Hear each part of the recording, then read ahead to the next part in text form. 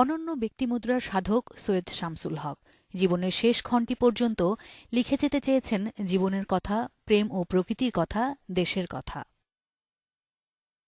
বুধবার সকালে কবির মরদেহ প্রথমে নেওয়া হয় চ্যানেল আই কার্যালয়ে।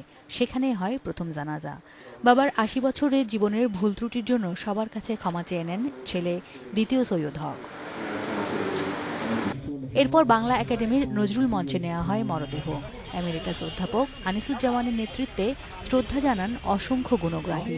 পালন করা হয় ১ মিনিট নীরবতা।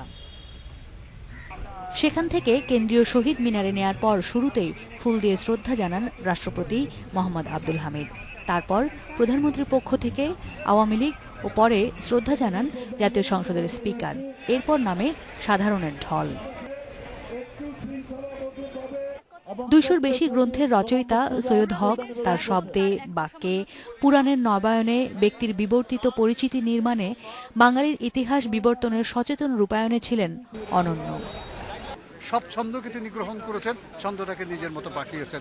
সব উপমাকে, যা অতীত আমরা প্রায়র উপমা বলি, আগের উপমা গ্রহণ করেছেন, কিন্তু নিজের মতো করে এটা রিমডিউল করেছেন। এটাই হচ্ছে নিজস্বতা। সৈয়দ শামসুল হক পরিপূর্ণ একজন বিবর্তিত ব্যক্তি, কবি, এবং তার কবিতাও বিবর্তিত হয়েছে। গোটা বাংলাদেশের জীবনকে সৈয়দ শামসুল হক নিয়ে আসতে চেষ্টা করেছেন। ওইটাই মুখ্য, যে ইতিহাস থেকে এনেছেন, সমসাময়িক ঘটনা থেকে এনেছেন, মধ্যবিত্তকে এনেছেন, কৃষককে এনেছেন। গল্প, কবিতা, উপন্যাসের পাশাপাশি মঞ্চনাটক ও চলচ্চিত্র, বাংলা ভাষা সাহিত্যের প্রায় সব শাখায় ছিল তার অবাধ বিচরণ।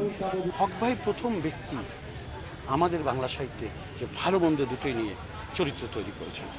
সেটি গণনায়ক থেকে শুরু করে সেটা অন্তর্গত, যে নাটকটি উনি আমাকে ডিসেম্বরে, এই আগামী ডিসেম্বরে করার কথা আছে, উনি রিহার্সেলও গেছেন, সেটি হচ্ছে অন্তর্গত। তো আকবরের মতো মুক্তিযোদ্ধা, আকবরের সাথে রফিক, দুই সহযোদ্ধার মধ্যে ঈর্ষা, হিংসা এবং দ্বন্দ্ব শুরু হচ্ছে। তিনি লিখে যাচ্ছিলেন, যেমন তিনি রোগসজ্জায় ১০০টি কবিতা লিখেছেন, হ্যামলেটের অনুবাদ করেছেন, এই বড় বড় কাজগুলি করেছেন। কাজেই সাহিত্যের যে অভিভাবকত্বের যে জায়গাটা, সেই জায়গাটায় উনি ছিলেন।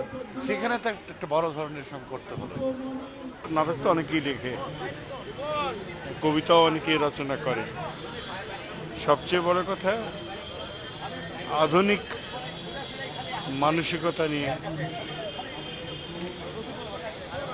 এইভাবে বলিষ্ঠ একটি কলম ধরতেন যিনি, তিনি আর আমাদের মধ্যে থাকবেন না। ২৯ বছর বয়সে সবচেয়ে কম বয়সী সাহিত্যিক হিসেবে বাংলা একাডেমি পুরস্কার পান এই সব্যসাচী লেখক। সাহিত্যে অবদানের জন্য পেয়েছেন স্বাধীনতা ও ২১শে পদক।